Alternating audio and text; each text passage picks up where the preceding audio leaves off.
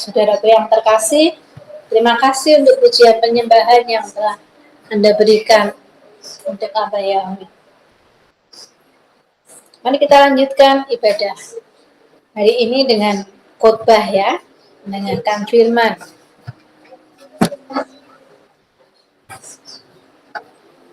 Saya mau kasih firman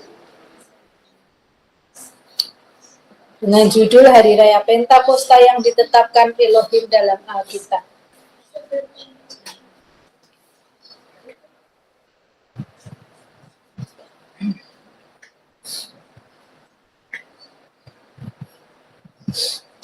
Saya akan memulai pengajaran ini dengan arti kata Pentakosta dulu ya. Sebab banyak orang yang masih bingung dengan penulisan Pentakosta atau Pantekosta. Yang benar adalah Pentakosta. Karena penta artinya 50. Jadi Pentakosta memiliki arti hari yang ke-50. Hari Raya Pentakosta disebut juga dengan Hari Raya 7 Minggu ya, supaya hal ini akrab di telinga kita dulu. Hari Raya Pentakosta atau yang disebut juga Hari 7 Minggu sudah tertulis di kitab Perjanjian Lama, yaitu di kitab Keluaran, Imamat, dan Bilangan. Bukan baru ada setelah para rasul berkumpul dan menerima curahan Roh Kudus. Ya. Dan kebenaran ini masih belum diketahui oleh banyak orang di luar sana. Mereka berpikir bahwa hari Pentakosta ada setelah Yesua diangkat ke surga.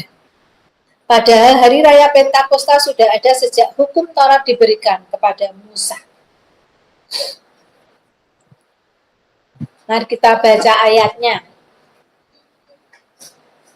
yang menandakan bahwa hari Raya Pentakosta sudah ada sejak Musa menerima hukum Taurat ya. Keluaran 34 ayat 22. Hari Raya 7 Minggu, yakni Hari Raya Buah Bungaran dari penuaian gandum, haruslah kau rayakan. Juga Hari Raya Pengumpulan Hasil pada pergantian tahun. Imamat 23 ayat 15. Kemudian kamu harus menghitung mulai dari Sabat, dari hari sesudah Sabat itu, yaitu waktu kamu membawa berkas persembahan unjukan harus ada genap 7 minggu. Bilangan 28 ayat 26. Pada hari hulu hasil, pada waktu kamu mempersembahkan korban sajian baru kepada Tuhan, pada hari raya lepas 7 minggu, haruslah kamu mengadakan pertemuan kudus. Maka tidak boleh kamu melakukan sesuatu pekerjaan berat. Ulangan 16 ayat 10. Lalu haruslah engkau merayakan hari raya 7 minggu bagi Yahweh Elohimmu. Bawalah persembahan sukarela yang akan engkau berikan sesuai dengan berkat yang diberikan Yahweh Elohimmu kepadamu. Jadi saya tegaskan, hari Raya Pentakosta bukan baru ada setelah Tuhan Yesua diangkat ke surga dan para rasul menerima curahan Roh Kudus ya, tapi sudah ada sejak hukum Taurat diberikan kepada Musa. Sangat berbeda dengan pengajaran akhir ini, pengajaran sekarang ini ya. Jadi mungkin ini asing di telinga para pendengar. Hari Raya Pentakosta di Alkitab itu untuk memperingati turunnya hukum Taurat kepada Musa di Gunung Sinai. Ini yang tertulis dalam Injil, bukan peringatan tentang turunnya Roh Kudus. Tertulis di Keluaran 32 ayat 14 sampai 16. Ini adalah cerita saat Musa datang, bangsa Israel datang pada bulan ketiga sampai di Gunung Sinai, lalu Musa naik, diberikan perintah 2 loh batu oleh Bapa Yahweh ya. Dan Yahweh berubah pikiran atas ancaman yang telah dia firmankan untuk melakukannya kepada umatnya. Musa pun berpaling lalu turun dari gunung itu dan 2 loh kesaksian pada tangannya. Loh itu bertuliskan pada kedua sisinya, dari sebelah sini dan dari sebelah sana. Loh itu adalah karya Elohim. Dan tulisan itu adalah tulisan Elohim. Itulah yang terukir pada loh itu. Jadi waktu Musa naik ke Gunung Sinai, kan lama tidak turun-turun. Lalu bangsa Israel, apa yang mereka lakukan? Membuat ilah, anak lembu emas. Membuat Bapak Yahweh murka. Kayaknya itu tadi. Lalu dari Keluaran 34 ayat 27 sampai 28, berfirmanlah Yahweh kepada Musa, tuliskanlah perkataan ini, karena berdasarkan perkataan ini aku akan mengadakan perjanjian dengan engkau dan dengan Israel. Ia berada di sana bersama Yahweh selama 40 hari 40 malam lamanya. Ia tidak makan roti dan tidak minum air. Ia menulis perkataan perjanjian di atas loh itu, yaitu 10 perintah. Ya, kalau kita lihat di sini, kita bayangkan saja Musa yang 40 hari, 40 malam tidak makan, tidak minum. Kalau manusia ya pasti mati. Maksudnya manusia yang tidak dalam hadirat Tuhan ya. Musa bisa bertahan karena dia bersama Tuhan. Ada di dalam hadiratnya. Tidak ada yang mustahil bagi Tuhan. Jadi hukum Taurat itu benar-benar ditulis oleh Bapa. Jadi siapa yang berani membatalkan hukum Taurat, itu orangnya sangat berani. Itu adalah orang-orang yang durhaka di hadapan Bapa Yahweh ya. Kita kembali lagi kepada hari raya tadi. Semua hari raya di Alkitab, Elohim sendiri yang menetapkannya. Dan semua hari raya diperingati untuk memperingati tentang diri Bapa sendiri. Dan itu menjadi sebuah ketetapan Tuhan. Perlu diingat di sini bahwa Tuhan Yesua dan Roh Kudus tidak pernah membuat hari raya, ya. Jadi yang membuat hari raya itu Bapa Yahweh. Hari raya tujuannya untuk apa ya? Untuk memperingati diri Bapa Yahweh sendiri. Tapi pengajaran sekarang sudah lama sih, sudah ribuan tahun juga, tapi pengajaran yang berbeda mengajarkan bahwa ada hari Roh Kudus, hari raya untuk Tuhan Yesua. Padahal sebetulnya yang tertulis di Alkitab, semua hari raya ditujukan untuk Bapa Yahweh ya. Ini adalah perbedaannya. Semoga hal ini bisa dipahami ya, bahwa Tuhan Yesua dan Roh Kudus tidak pernah membuat hari raya. Semoga ini bisa dipahami oleh semua pendengar. Ini penting. Mari kita bahas tentang Hari Raya Pentakosta yang sedang kita peringati hari ini berdasarkan kalender Elohim atau kalender Ibrani ya. Menurut perhitungan para rabi Yahudi, Hari Raya Pentakosta jatuh pada tanggal 1 Juni kemarin, 1 Juni yang lalu, 2025. Tetapi mengapa kita memperingati pada hari ini? Yaitu ada selisih 7 hari. Biasanya kita semuanya ikut perhitungan para rabi karena di dalam hukum Taurat yang menghitung hari-hari adalah dari majelis ya. Kita adalah pelaku hukum Taurat. Tapi kenapa hari ini berbeda? Sebabnya adalah karena 2 bulan yang lalu, kira-kira 2 bulan yang lalu, saya lupa. Saya mendapat pesan dari Roh Kudus kalau perhitungan dari para rabi itu tidak genap 50 hari. Saya kaget kan, biasanya Kristen itu tinggal bikin ya dari kalender apa sih? Hepka. Biasanya ya enggak apa-apa. Saya tidak terusik apa-apa, tapi kira-kira 2 bulan yang lalu Roh Kudus mengingatkan itu dihitung lagi, itu tidak 50 hari. Saya penasaran juga, saya sampai bolak-balik. ini benar Roh Kudus mengingatkan saya atau tidak. Ternyata pesannya tetap sama, tidak berganti. Jadi pesannya adalah mengingatkan kalau perhitungan dari para rabi itu tidak genap 50 hari setelah dihitung dari hari raya buah sulung. Padahal arti kata Pentakosta adalah tadi apa? 50. Jadi ada sesuatu yang nggak beres ini. Terus apa ya Roh Kudus? Saya dikasih penjelasan supaya saya bisa membagi ini kepada yang lain. Lalu Roh Kudus memberitahu saya, karena mereka menghitung dari hari pertama hari raya roti tidak beragi. Mereka tidak mau menghitung dari hari raya buah sulung karena mereka tidak menganggap kurun waktu 7 hari dalam peringatan hari raya roti tak beragi itu adalah juga peringatan untuk pengorbanan Tuhan Yesus bagi dosa manusia. Mereka menolak itu. Alasannya itu ternyata. Ya kan tidak tahu kalau tidak dikasih tahu Roh Kudus ya. Alasannya adalah mereka menolak Yesus. Jadi mereka memang sengaja menghitung dari hari raya pertama roti tidak beragi. Itulah mengapa kita harus terus minta pengajaran dari Roh Kudus. Semuanya nanti akan dapat apa ya, pengajaran sendiri-sendiri, nanti kita kumpulkan. Jadi memang pemulihan itu akan ada di akhir zaman, itu pemulihan demi pemulihan.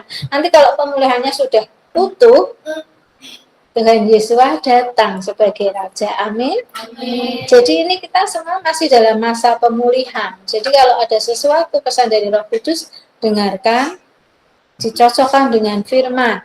Kalau iya, itu menjadi pegangan gereja kita. Tidak boleh kaku-kaku. Kita harus nurut dan mendengarkan Roh Kudus, ya.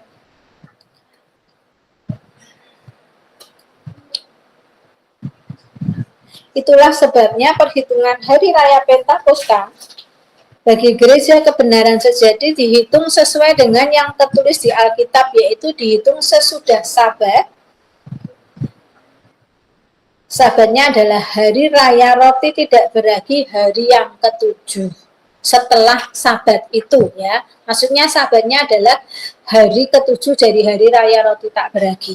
Lalu mulai dihitung di hari buah sulung, kan suruhnya itu sesudah Sabat itu, artinya besoknya sesudah Sabat itu. Paham tidak? Yang mantap paham, yang menengah tidak paham ya. Paham tidak? Dihitung sesudah Sabat itu. Sabatnya adalah hari ke-7 dari hari raya roti tidak beragi. Oke ya? Oke. Kalau sudah mantap-mantap semua berarti paham. Kalau tidak paham nanti streaming ulang, tidak apa-apa. Kalau tidak paham itu berarti ada kerinduan untuk belajar lebih dan lebih lagi. Saya mau bacakan ayatnya. Imamat 23 ayat 15. Kemudian kamu harus menghitung mulai dari hari sesudah Sabat itu, yaitu waktu kamu membawa berkas persembahan unjukan, harus ada genap 7 minggu. Paham ya? Kita lanjutkan lagi. Kita sama-sama belajar.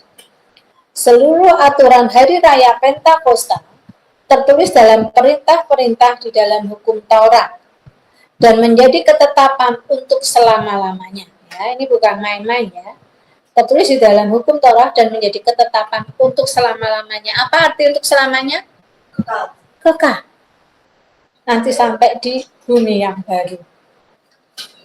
Ada beberapa ketetapan Elohim tentang hari raya Pentakosta, yaitu pertama adalah mengadakan ibadah atau pertemuan kudus ini seperti yang kita lakukan. Amin.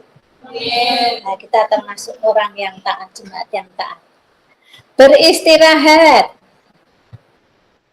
Hari ini saya tidak bisa beristirahat, tapi Tuhan tahu apa yang saya lakukan, dan kita masih hidup di zaman kasih karunia.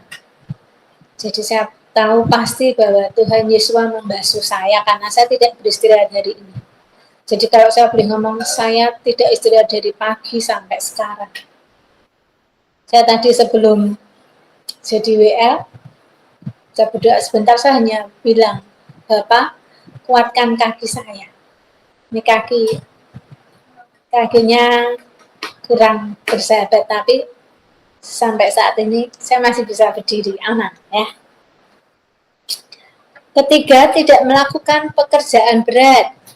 Hampir sama, beristirahat dan tidak melakukan pekerjaan. Artinya boleh melakukan pekerjaan yang dibutuhkan, yang darurat lah saya ngomong. Kalau bisa istirahat ya silakan istirahat. Jangan melakukan pekerjaan yang sangat berat. Karena nanti kalau melakukan pekerjaan yang sangat berat nanti lupa cari Tuhan. Itu maksudnya Tuhan begitu. Nanti lupa cari Tuhan. Yang keempat adalah membuat roti Pentakosta. Yang keempat ini kita belum bisa melakukan. Ya, karena itu biasanya dipersembahkan juga di bait suci. Nanti rotinya besar sekali, kita belum mampu untuk itu. Karena kita masih hidup di zaman kasih karunia, jadi juga tidak apa-apa. Jadi kita itu melakukan hukum Taurat yang mampu. Jangan nanti malah, kan enggak apa-apa masih masa kasih karunia, enggak usah dilakukan aja. Itu namanya ngawur. Ya. Jadi kita wajib melakukan apa yang kita mampu dan sanggup. Bukan apa yang kita tidak mau loh ya, beda ya. Tidak mau dan tidak mampu itu sangat berbeda. Yang kelima, memberi persembahan di hari raya Pentakosta bagi Elohim. Jangan lupa nanti setelah ibadah atau saat persembahan, karena biasanya tidak ada kantong, silahkan kasih persembahan ya Jaya Raya Pentakosta, Hari Raya Paskah, dan Pondok Daun. Itu kita harus bawa persembahan seberapa pun boleh, tapi jangan datang dengan tangan hampa. Kalau punyanya sedikit, kasih sedikit. Saya hanya menyiapkan saja, bukan karena saya minta persembahan loh ya. Saya tidak buat saya persembahannya. Jangan salah, nanti yang mendengar di luar sana nanti dikira saya yang menerima persembahan. Tidak, itu murni untuk semua pelayanan.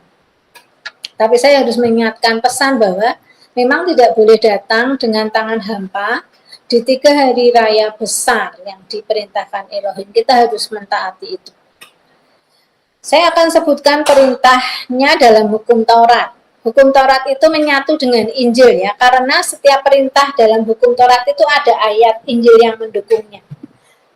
Jadi kenalilah hukum Taurat, pelajarilah, jangan malah meragukannya atau bahkan menolaknya. Itu kurang ajar sama Bapak Yahweh ya. Yang bikin hukum Taurat tadi siapa? Bapak. Dengan ukiran tangannya yang menukik di 2 loh batu. Lalu itu diuraikan sambil jalan di mana? Sepanjang padang gurun. Bapak itu kan ngomong-ngomong sama Musa, tambah ini, tambah itu, lalu dikelompokkan oleh para rabi Yahudi, sehingga kita ya sekarang enak tinggal menerima saja. Tinggal menerima jadi saja, kalau suruh baca sulitnya minta ampun ya. Tapi saya bersyukur di sini sudah banyak yang menulis Torah. Hebat ya. Hebat loh jemaat kita itu. Di Semarang. Saya bangga sama kalian. Tidak hanya membaca loh, menulis Torah mau dikasihkan menjadi warisan anak cucu. Mereka cari buku yang bagus, nulisnya ya pelan-pelan. Ada yang bilang, saya ingin kasih warisan, kalau saya ikut diangkat dan keluarga saya tidak diangkat, mereka bisa membaca ini kebenaran. Saya terharu. Saya terharu ada yang bilang seperti itu. Saya ingin mewariskan ini untuk keluarga saya, karena dia tahu keluarganya tidak akan diangkat dengan keadaan mereka seperti sekarang itu, dia tahu. Dan dia dengan kasihnya ingin memberikan itu menjadi sebuah warisan. Keren deh. Keren deh. Keren loh. Keren. Jemaat kita tuh keren. Luar biasa, saya bangga. Maka jangan redup ya. Tetap menyala. Jangan suang-suang kuku, nanti dimutahkan.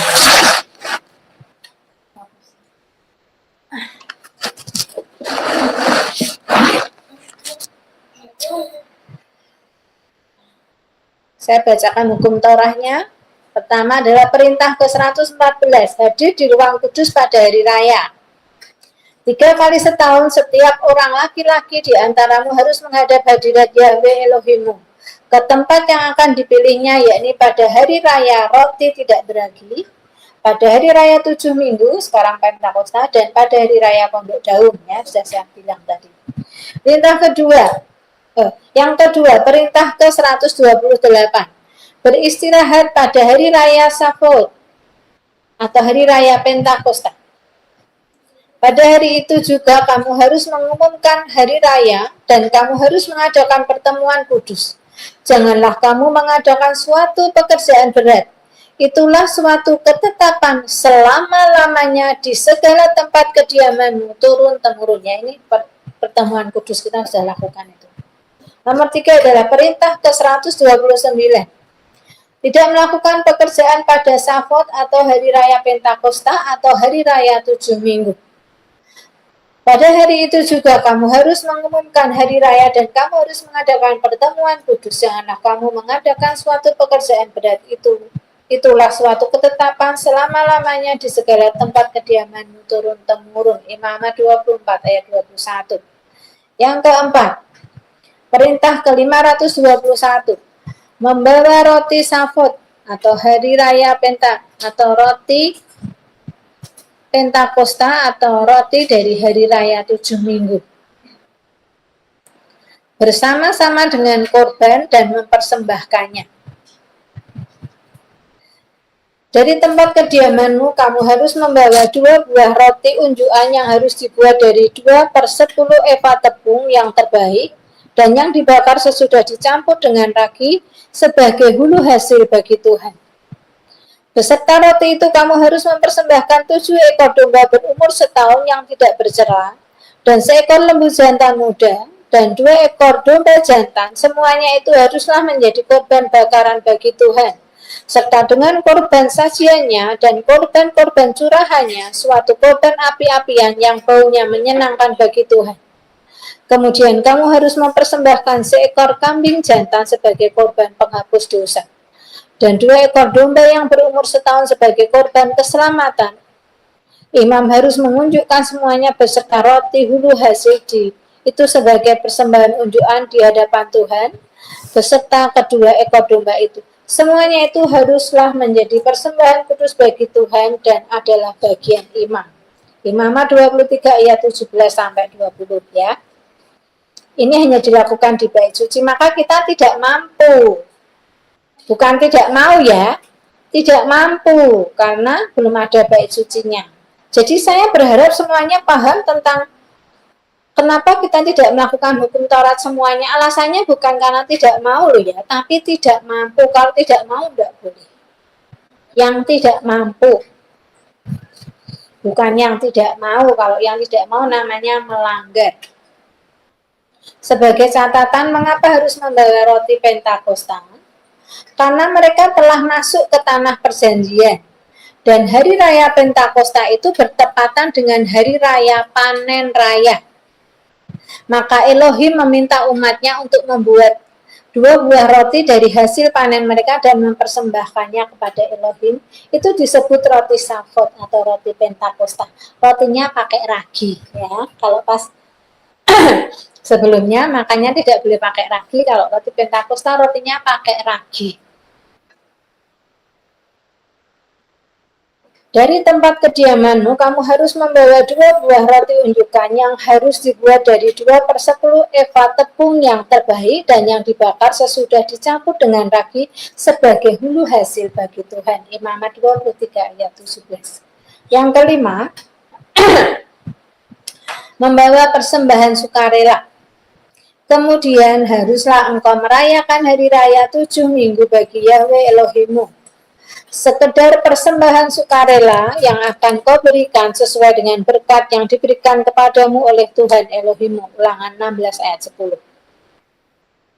Paham ya, ini tentang peraturan hari raya Pentakosta. Lalu selanjutnya adalah kapan hari raya Pentakosta dilakukan.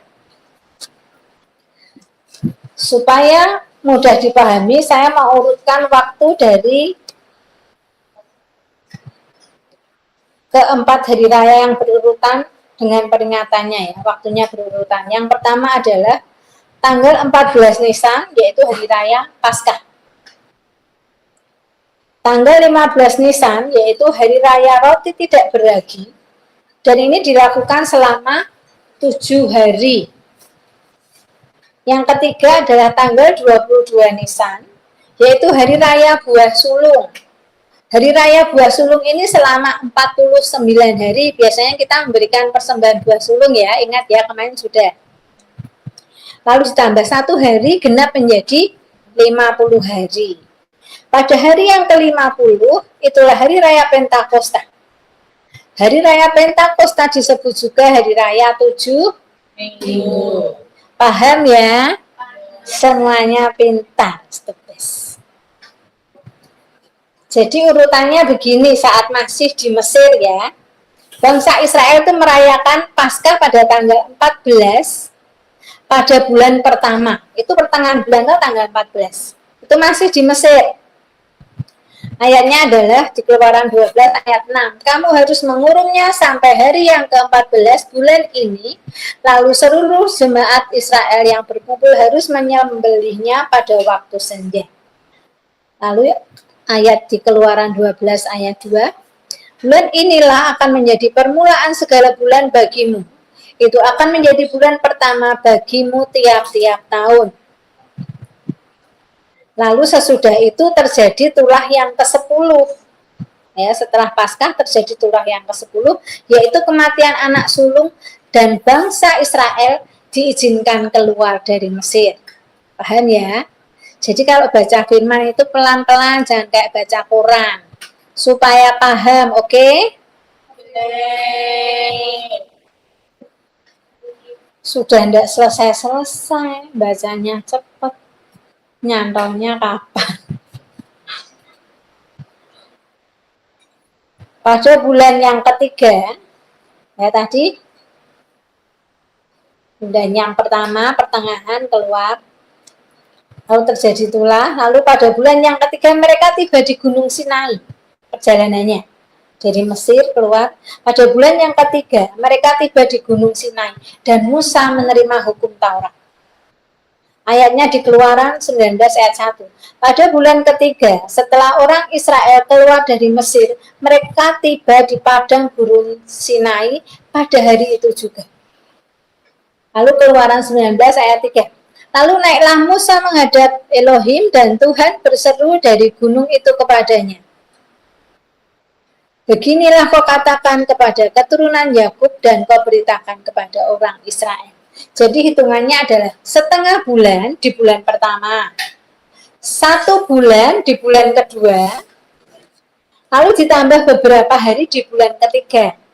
Jadilah genap 50, itu disebut hari Pentakosta, dan dihitung mulai dari hari raya buah sulung. Semoga paham ya, karena kalian harus mengatakan ini kepada anak cucu kalian, jadi harus ngerti. Kemudian ayatnya ada Imamat 23 ayat 15 sampai 16. Kemudian kamu harus menghitung mulai dari hari sesudah Sabat itu, yaitu waktu kamu membawa berkas persembahan unjukan, harus ada genap 7 minggu. Sampai pada hari sesudah Sabat yang ke-7, kamu harus hitung 50 hari. Lalu kamu harus mempersembahkan korban sajian baru kepada Tuhan. Saudaraku yang terkasih, umat pilihan Tuhan, umat kesayangan Elohim ya. Hari Raya Pentakosta atau Hari Raya 7 Minggu adalah peringatan turunnya hukum Taurat atau hukum Elohim kepada Musa di Gunung Sinai. Pahami ini dulu ya.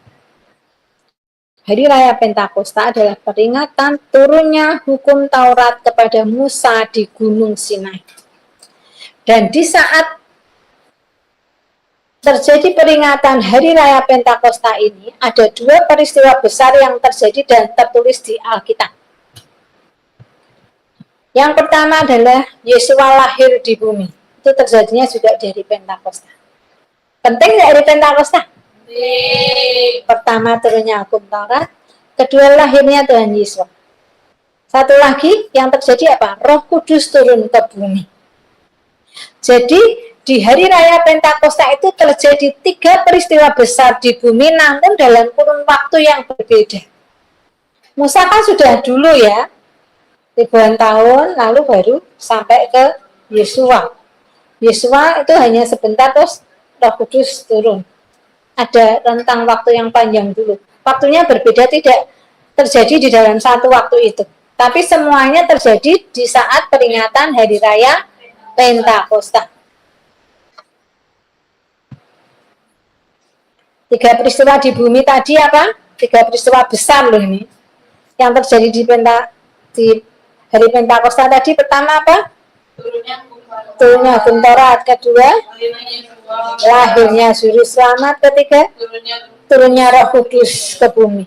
Saya mau bagi ayatnya sekarang. Yang pertama, turunnya hukum Taurat. Keluaran 34 ayat 27 sampai 28. Berfirmanlah Tuhan kepada Musa, tuliskanlah segala firman ini, sebab berdasarkan firman ini telah kuadakan perjanjian dengan engkau dan dengan Israel. Dan Musa ada di sana bersama-sama dengan Tuhan 40 hari 40 malam lamanya, tidak makan roti dan tidak minum air. Dan ia menuliskan pada loh itu segala perkataan perjanjian, yakni ke-10 firman. Lalu yang kedua ayatnya tentang kelahiran Yosua. Alkitab menulis malaikat Gabriel memberitahukan kehamilan Maria pada bulan ke-6.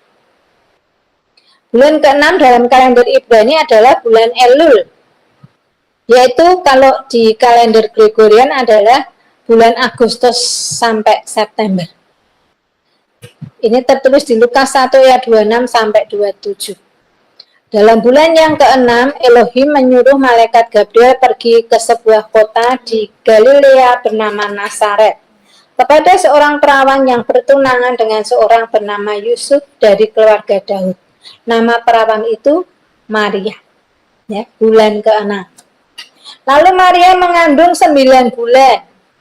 Dan itu berarti Yesua lahir di bulan ketiga menurut kalender Ibrani.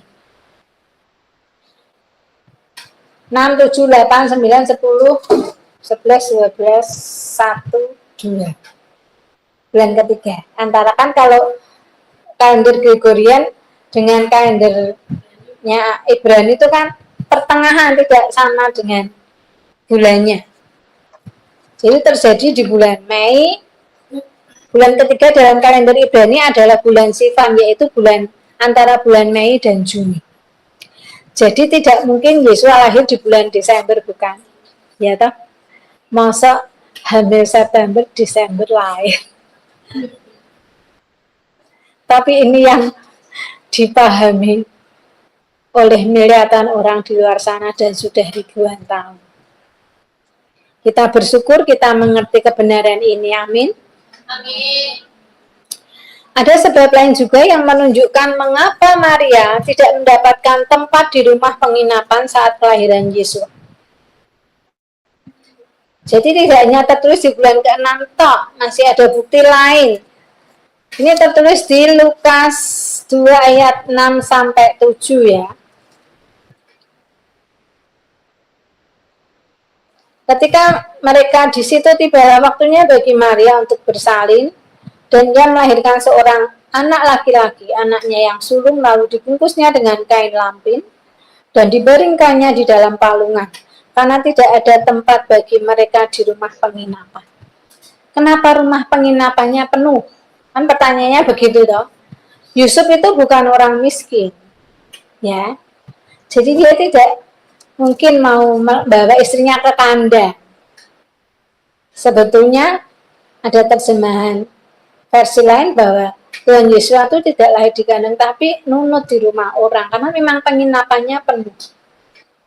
Orang Yahudi itu murah hati loh, sesama Yahudi masa tidak menolong, benar tidak?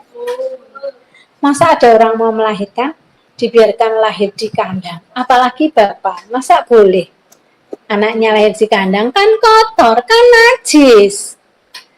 Ngerti najis enggak? Najis di zaman bapak, kotor. Tapi itu yang tersebar. Kenapa Yesua, kenapa Maria tidak mendapat tempat penginapannya, Maria dan Yusuf? Sebab Yesua itu lahir di hari raya Pentakosta. Saat di hari raya Pentakosta tadi ada hukum Taurat yang memerintahkan setiap laki-laki Yahudi harus datang ke Yerusalem. Wajib hukumnya. Jadi saat itu semuanya orang berbondong-bondong ke Yerusalem. Ya mesti penuh dan penginapan penuh kita piye. Nah yang namanya melahirkan ya sudah tidak bisa ditahan. Akhirnya mungkin ya di rumah yang terdekat, tapi saya percaya Bapak sudah tunjukkan orang itu sangat diberkati dengan menerima kelahiran Tuhan Yesus. Masih orangnya sederhana tapi hatinya bersih, saya percaya. Hanya ada satu hari raya di bulan ketiga itu, yaitu hari raya Pentakosta. Atau sahabat kita kan sekarang sudah memahami kapan hari raya Pentakosta, kapan hari raya Pondok Daun. Paham tak? Kalau belum paham belajar loh ya. Kalau kita melakukan 7 hari raya itu kita harus paham. Dan hari Pentakosta terjadi di bulan ketiga kalender Yahudi. Hanya ada satu. Ya kemarin kan sudah urut-urut lewat terus bulan ketiga. Baru Pentakosta. Alasannya ya tadi seperti yang saya sampaikan, sebab hari raya Pentakosta itu masuk 3 hari raya utama di Alkitab, di mana semua orang Yahudi dari seluruh dunia datang ke Yerusalem untuk merayakannya bagi Elohim. Itulah sebabnya semua penginapan penuh dan Maria tidak mendapatkan tempat di rumah penginapan, sehingga terpaksa harus nebeng di rumah orang ya, bukan di kandang. Lalu yang ketiga adalah ayatnya tentang turunnya Roh Kudus ke bumi. Alkitab juga mencatat dalam peristiwa hari raya Pentakosta di Kisah Para Rasul 2, bahwa saat hari raya Pentakosta itu dirayakan oleh para murid Yesua, pada saat itu orang-orang Yahudi dari segala bangsa di bawah kolong langit sedang berada di Yerusalem untuk merayakan Pentakosta, karena itu wajib bagi setiap laki-laki Yahudi. Ayatnya di Ulangan 16 ayat 16 yang perintah ini ya. 3 kali setahun setiap orang laki-laki di antaramu harus menghadap hadirat Tuhan Elohim ke tempat yang akan dipilihnya, yakni pada hari raya roti tak beragi, pada hari raya 7 minggu, dan pada hari raya Pondok Daun. Saya mau bacakan yang Kisah Rasul 2-nya tentang turunnya Roh Kudus ya. Ketika tiba hari Pentakosta, ini permulaannya jelas ya. Ketika tiba hari Pentakosta artinya adalah perayaan Pentakosta. Semua orang berkumpul di satu tempat. Tiba-tiba turunlah dari langit suatu bunyi seperti tiupan angin keras yang memenuhi seluruh rumah di mana mereka duduk. Dan tampaklah kepada mereka lidah-lidah seperti nyala api yang bertebaran, dan hingga pada mereka masing-masing. Maka penuhlah mereka dengan Roh Kudus. Lalu mereka mulai berkata-kata dalam bahasa-bahasa lain, seperti yang diberikan oleh Roh itu kepada mereka untuk mengatakannya.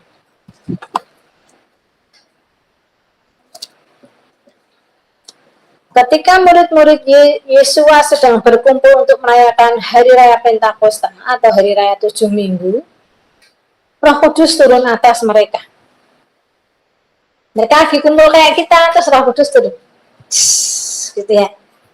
Tetapi turunnya Roh Kudus pada Hari Raya Pentakosta kepada para murid Yesua tidak mengubah arti dan aturan Hari Raya Pentakosta yang tertulis di dalam Injil. Paham ya? Jadi kalau sekarang berganti menjadi hari raya turunnya Roh Kudus itu karena buatan manusia. Supaya Anda memahami ini. Ya. Saya ulangi lagi. Turunnya Roh Kudus di hari raya Pentakosta tidak mengubah arti dan aturan hari raya Pentakosta yang tertulis dalam Injil. Pahami ini. Masih ada lagi bukti bahwa hari raya Pentakosta yang ingin dirayakan Paulus adalah hari raya peringatan turunnya hukum Taurat, bukan turunnya Roh Kudus. Turunnya Roh Kudus kepada para rasul terjadi saat peringatan hari raya Pentakosta ini tertulis di Kisah Rasul 2. Tetapi di Kisah Rasul 20, hari raya Pentakosta yang dimaksud dan ingin dirayakan Paulus di Yerusalem adalah hari raya Pentakosta yang tertulis dalam hukum Taurat, yaitu yang mewajibkan laki-laki ikut perjamuan kudus di 3 hari raya, yaitu Paskah, Pentakosta, dan Pondok Daun. Saat itu tidak ada hari raya turunnya Roh Kudus. Belum ada yang bikin itu. Belum ada yang bikin konsili itu. Paham ya yang maksud saya ya? Jadi yang mau dirayakan Paulus adalah hari raya Pentakosta yang memperingati turunnya hukum Taurat. Karena itu memang tertulis di hukum Taurat bahwa laki-laki wajib hadir. Itu terjadinya di Kisah Rasul 20. Sedangkan turunnya Roh Kudus terjadinya di Kisah Rasul 2. Beda loh ya. Tolong pahami. Yang tidak paham, streaming ulang ya. Biar videonya, biar YouTube-nya kita laku ditonton oleh kita sendiri. Masa kita tidak mau lihat? Senyum-senyum, tidak mau lihat, tidak mau nge-like. Sudah nge-like semuanya belum? Awas ya kalau tidak nge-like ya. Tak lihat like-nya masih hanya 4, 3. Tidak emosi tapi keterlaluan. Kalau kita yang memiliki channel itu saja tidak care kepada YouTube kita, apalagi orang yang di luar sana. Halo, bener nggak sih tak omongkan? Buat selesai ibadah gini, meskipun kalian itu offline, bukalah sebentar YouTube, tag, kasih jempol loh, nggak ada 1 menit. Dan itu sudah ngomong berkali-kali dan tidak dilakukan. Karena masih yang jempol itu saya dan Bu Ika. Dan kadang ada tambahan pokoknya 4 orang. Kok enggak sungkan ya kalian itu ya? Lihat satu-satu. Sudah belum? Sudah nge-like belum YouTube kita? Sudah nge-like belum Instagram kita? Kita yang jumlahnya sedikit saja tidak peduli, gimana mau ngangkat rating kita. Harus panas. Jangan suam-suam kuku. Habis ini nge-like, buka YouTube, buka IG. Tidak apa-apa, Bu Vero dibilang galak. Tidak apa-apa saya, ikhlas. Memang iya. TikTok, Facebook, lengkap loh. Kita punya semua. Jadi tolong, please peduli. Please peduli. Mau melayani Tuhan, layani dulu punya kita, besarkan dulu, itu wadahnya. Kalau wadahnya tidak dibesarkan, kita mau melayani lewat mana? Ya, tolong sadari ini, please. Sampai mana tadi? Ini ayatnya yang Kisah Para Rasul 20 ayat 16 ya. Paulus telah memutuskan untuk tidak singgah di Efesus, supaya jangan habis waktunya di Asia, sebab ia buru-buru agar jika mungkin ia telah berada di Yerusalem pada hari raya Pentakosta. Paham ya? Sampai Paulus buru-buru karena Paulus itu mentaati hukum Taurat ya. Jadi Paulus tidak membatalkan hukum Taurat. Halo orang-orang di luar sana, Paulus tidak membatalkan hukum Taurat. Paulus itu sangat taat dengan hukum Taurat.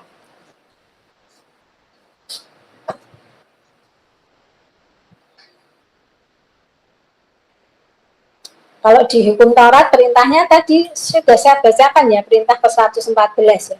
Hadir di ruang kudus pada hari-hari raya. Ulangan 16 ayat 16. 3 kali setahun setiap orang laki-laki di antaramu harus menghadap hadirat Tuhan Elohimu ke tempat yang akan dipilihnya, yakni pada hari raya roti tidak beragi, pada hari raya 7 minggu, dan pada hari raya Pondok Daun. Janganlah ia menghadap hadirat Tuhan dengan tangan hampa. Jadi sudah ada hari raya Pentakosta dulu yang diperingati oleh bangsa Yahudi setiap tahunnya. Baru pada saat perayaan Pentakosta, sesudah Yesus naik ke surga, terjadi peristiwa turunnya Roh Kudus ke bumi.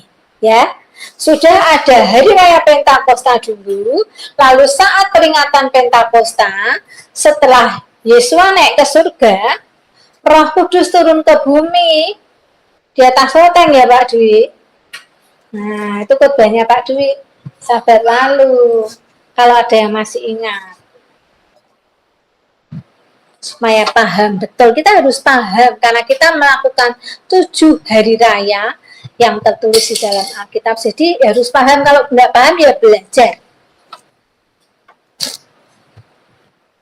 Sayangnya ada ajaran yang mengganti arti peringatan Hari Raya Pentakosta menjadi hari peringatan turunnya Roh Kudus yang sudah pasti tidak sesuai dengan yang diperintahkan Elohim sejak dulu.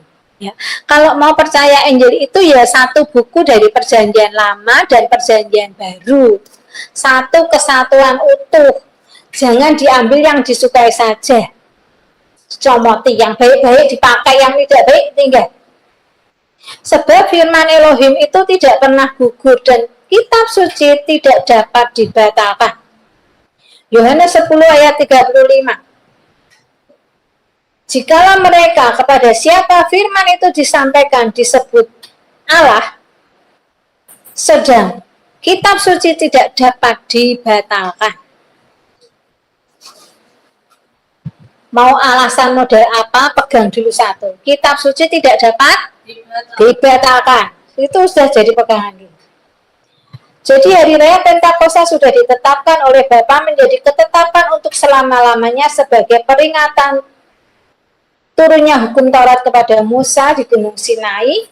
Namun di hari raya Pentakosta itu juga terjadi 2 peristiwa besar lainnya, yaitu kelahiran Yesus di bumi dan turunnya Roh Kudus ke bumi. Ya, Bapa melakukan peristiwa besar pasti akan mengambil waktu, tidak akan mengambil waktu yang sembarang, ya. Benar enggak? Itu peristiwa besar loh. Anaknya lahir di bumi dan rohnya turun ke bumi. Itu 2 peristiwa yang sangat besar. Mesti Bapak ya enggak pengen tanggalan cek-cek mek loh ya. Cek-cek mek ini apa bahasanya? Asal-asalan ya. Tapi dilakukan di waktu yang memang sudah ada hal besar yang dilakukan sebelumnya. Masakan Bapak mau memberikan putranya dan rohnya kepada manusia ambil sembarang hari? Enggak toh? Nah, kita lihat saja sekarang banyak manusia suka tanggal cantik loh untuk hari istimewa. Bener ya? Bener. Mau merit tanggalnya harus cantik, tanggal, bulan, tahun. Sekarang loh mau punya anak, cari tanggal cantik, pakainya seksi ya, bener enggak? Loh itu manusia. Kenapa manusia begitu? Sebab manusia diciptakan menurut gambar dan rupa Elohim. Ya Bapak ya begitu, saya mau tanggal yang cantik di hari raya Pentakosta. Anakku mau tak lahirkan ulang tahunnya hari ini. Oh, rohku mau tak turunkan ke bumi ulang tahunnya atau peringatannya kapan? Di hari ini, karena memang Bapak menetapkan 7 hari raya saja. Oke? Paham ya? 7 hari raya saja untuk Bapak Yahweh. Tidak ada hari raya untuk Tuhan Yesus dan tidak ada hari raya untuk Roh Kudus. Hanya satu peringatan hari raya roti tidak beragi. Itu sebenarnya untuk Bapa, tapi karena waktu itu Tuhan Yesus memberikan tubuh dan darahnya buat manusia. 7 hari raya. Ke-7 hari raya atau roti tak beragi itu diberikan Bapa untuk memperingati putranya. Itu pun ya bukan Tuhan Yesus yang minta loh ya. Benar ya? Saya sudahi saja khotbahnya hari ini ya.